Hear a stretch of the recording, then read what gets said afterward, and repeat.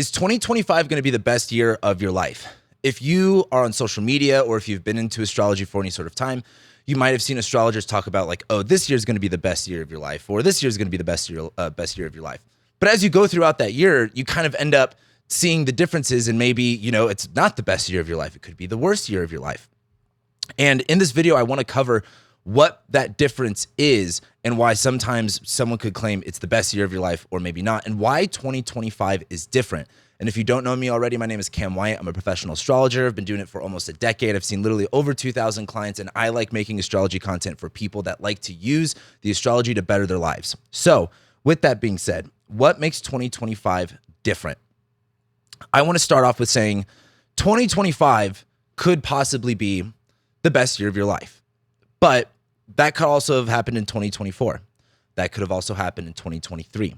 But the reason I claim for 2025, and the reason I think that, excuse me, sorry, I'm still a little sick, that is going to be the case is 2025 offers more change than you'll see probably for the rest of your life in terms of astrology.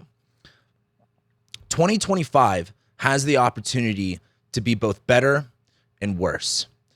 My thing is with the astrology is that the astrology will tell us about the quality of time, right? In 2020, it was not the best quality of time in terms of what the astrology showed. We had the lockdowns, the pandemic. We had a world in which the way that we operated before completely stopped. And for a lot of people, that was really good. And for a lot of other people, that was really bad. And I find that so interesting in terms of being able to describe astrology. For someone like me, I did not enjoy 2020. But in my client work, I saw so many people that enjoyed it. They loved being in lockdown. They loved being able to like not have to worry about the world and just focus on, what their priorities were. What was interesting about 2020 was that so many things came to an end. And for a lot of people, that was this stuff that they didn't like, the stuff that they didn't enjoy, that finally came to an end where they had an opportunity to see something different and to choose something different. For a lot of people, like a lot of good things came to an end. You get into years like 2021, where now after 2020, if you're not familiar with what the astrology was in 2020, we had a Jupiter-Saturn conjunction. If you have been into astrology for any sort of time, a lot of astrologers have talked about this, including me at length. I won't go into it too deeply here, but we had a Jupiter-Saturn conjunction. And these Jupiter-Saturn conjunctions start 20-year cycles, new 20-year cycles. However, this one was different because it was our first one in air signs, and now we are in a new 200-year cycle of air. So at the end of 2020 and going into 2021 was a bigger change. 2021, from the basis of astrology, was like now getting used to this change, being in a little bit of more of a different environment. And then you get into years like 2022, where 2022, from the astrology perspective, was really rough. We had a lot of squares going on. We had the Saturn-Uranus square. There was just a lot of problems. When you get into the astrology of 2023, this was a little bit more of an adaptability phase, a little bit more of a change in like kind of getting used to the new and being able to adapt with it and grow with it. And 2024 has been this pivot point where we see some of the problems that have been, I feel like I sound like Kamala Harris right now. You've been unburdened for what has been. But we've seen some of the problems, and now we have to make a pivot and a change. So let's talk about 2025. 2025 can be the best year of your life if you choose to. The reason I think this next year can offer that is because of how much changes. When you look at something like 2024, there wasn't a lot of change going on. It seemed more of 2024 is more of pivots and tension. 2025, we see every single planet move into a new zodiac sign. We don't see that often. Pluto will move into Aquarius, and it will stay in Aquarius for the next basically 20 years. We see Neptune ingress into Aries. We haven't seen Neptune move into a new sign since about 2011.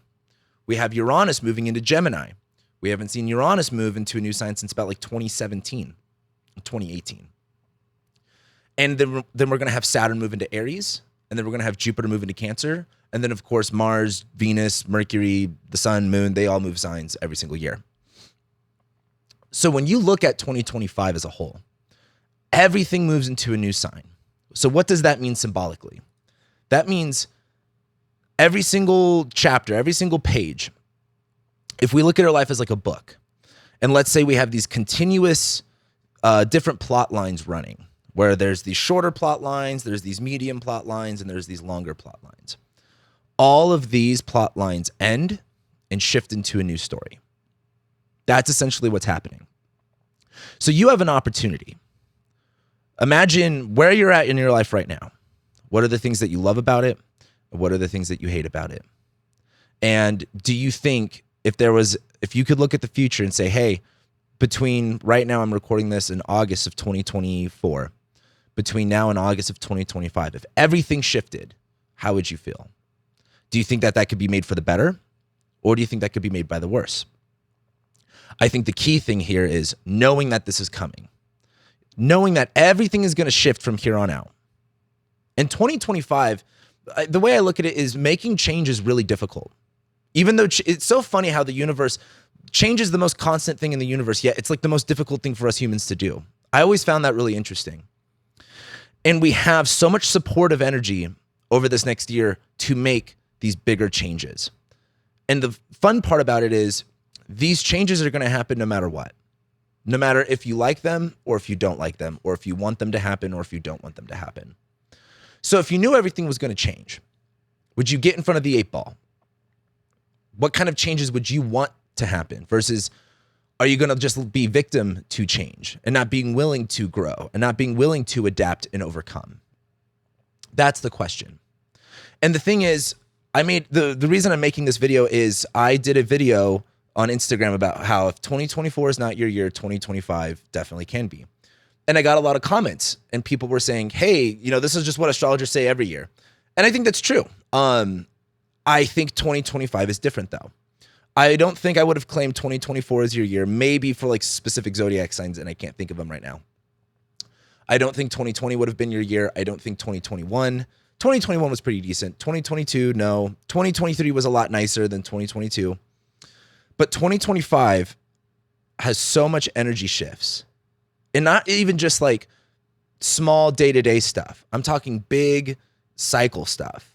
Like what the next 20 years looks like for you, what the next 15 years looks like for you, what the next 8 years looks like for you. And 2025 is the year to really make those changes. If you look at Pluto in Capricorn, Pluto has been in Capricorn since 2008. We're done with that after this year. Neptune has been in Pisces since about 2011. We're basically done with that this year. In 2025, Neptune will go into Aries, but it will go back into Pisces.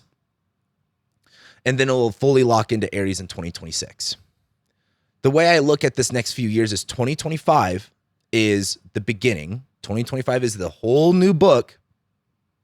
2026 is when we're locked into that narrative.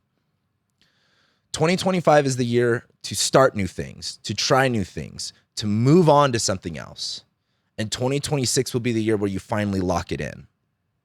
Like you're not going to go through 2025 getting everything that you want done. You're not going to go through 2025 being like, you know what, I'm just shifting the chapter and here I am. It's a lot of getting the new stuff. It's very similar to moving. You have to first buy the new house. That's what 2025 is. We're buying the new house. And then the rest of 2025, and the reason I'm bringing this up is in 2025, so like I said, Neptune's going to move into Aries, Saturn's going to move into Aries, Uranus is going to move into Gemini, Pluto will move into Capricorn, or Pluto will move into Aquarius, and Jupiter will move into Cancer. But as we go through into the fall of 2025, Uranus is going to go back into Taurus, Neptune will go back into Aries, Saturn will go back, Neptune will go back into Pisces, and Saturn will go back into Pisces as well. When you buy a new house and you lock it in, you have to go back to the old house to pack everything up to get ready for the move. That's what 2025 is all you're doing is buying a new house and it's the transition period. And then by the time we get into 2026, when Neptune and Saturn are locked into Aries, when Uranus is locked into Gemini, Pluto is locked into Aquarius at this point. And then of course, Jupiter changes signs every year. So Jupiter will be in Cancer for a while and then it's going to move into Leo. That's what 2025 is. So my question for you is, are you going to look at these past few years, and let's say that they were difficult, and let's say you want something new, you want something to change.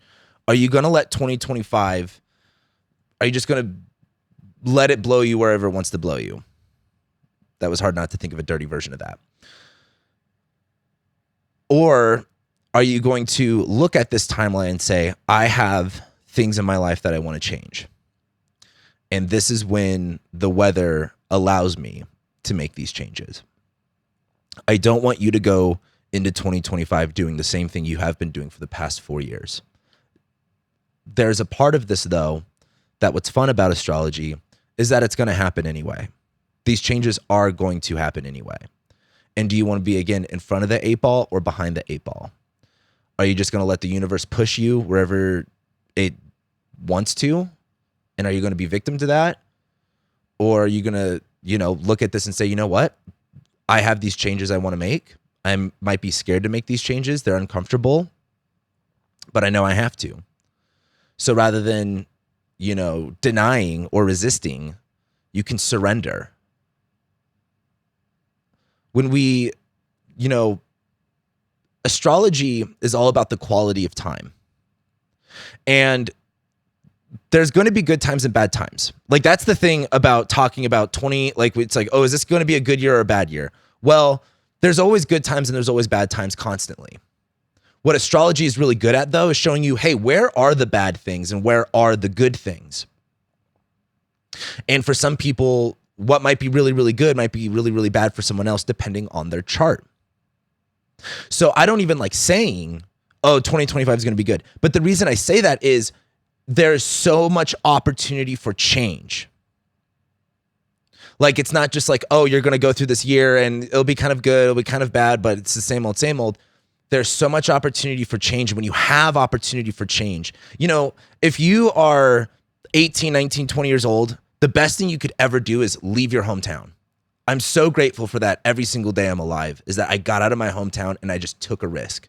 And when I made those changes, I ate shit for a long time. When I first moved to Vegas, I struggled with keeping a job. I had all types of jobs. At one point in the middle of the summer, the Vegas heat, I was knocking on doors selling Kirby vacuums. I even sold Obama phones for a week. It was brutal. It sucked.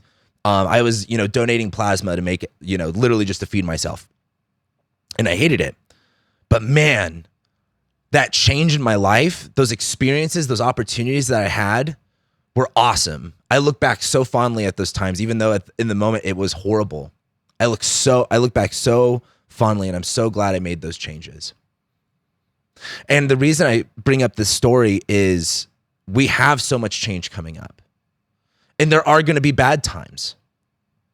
In fact, we could actually sit here and say it's all going to be bad. But would you rather have a new bad or the same bad? Would you rather have a completely different timeline, or a timeline, again, that you have some sort of choice and control of, or a timeline that you didn't have a choice or control of because you stayed where you're at?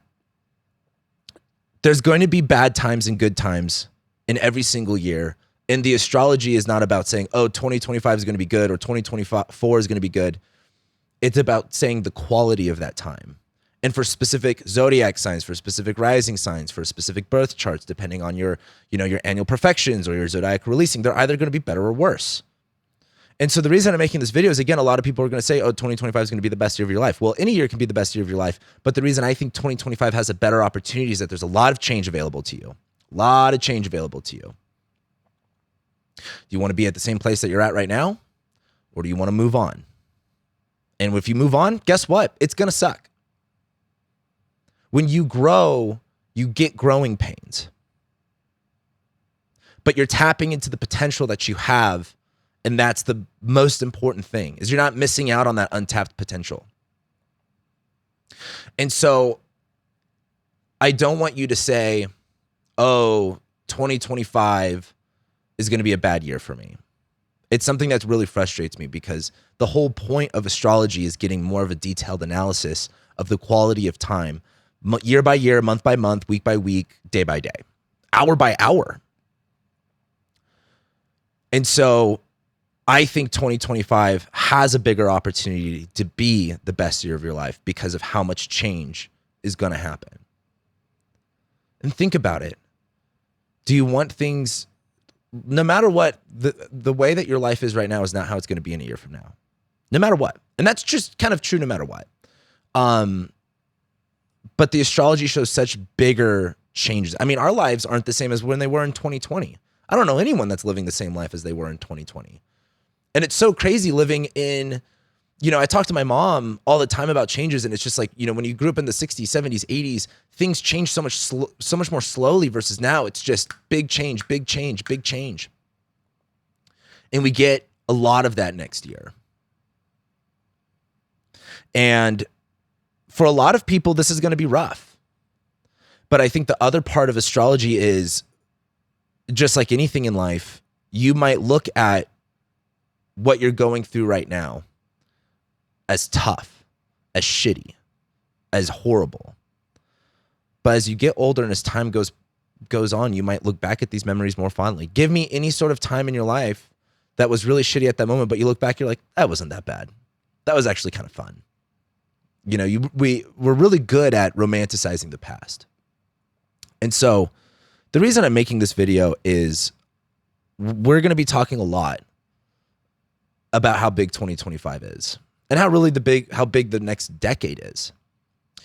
And my job and the thing I like doing with astrology is helping you guys navigate this and use it to your advantage. Rather than being victims of circumstance, we can look at this and say, hey, I know everything's going to change. I need to be open-minded to that and maybe think about and have calculus around what options I have or how that can look. And especially and more specifically to like what you can do about it. Because if like, for example, let's say you're going to play, let's say you're a kid and you're going to play a sport and Hell Week is going to happen. If you did not know Hell Week was going to happen, you're going to be like, holy shit, this is horrible. But if you're like, hey, Hell Week's going to happen, it's going to suck for 2 weeks, but then, we're done after that. It's easier to anticipate. It's easier to work with when you already have that anticipation, when you already know that that's what's going to happen. And so I want you to think about what things can change in your life. Look at your chart. And again, this is going to be stuff that I talk about in my yearly rising sign horoscopes, over on my memberships. We're going to be going over game plans on how to do all of this. Depending on when you're watching this, my new website may or may not be launched yet, but I'm going to be doing game plans to help people navigate this throughout the year. So if you want to support the channel, go over to that. But again, depending on when you're watching this, I don't know if that's going to be available yet. So if not subscribed, to make sure you stay up to date with that. But 2025 is nothing but change. I look at that as an opportunity to make it the best year.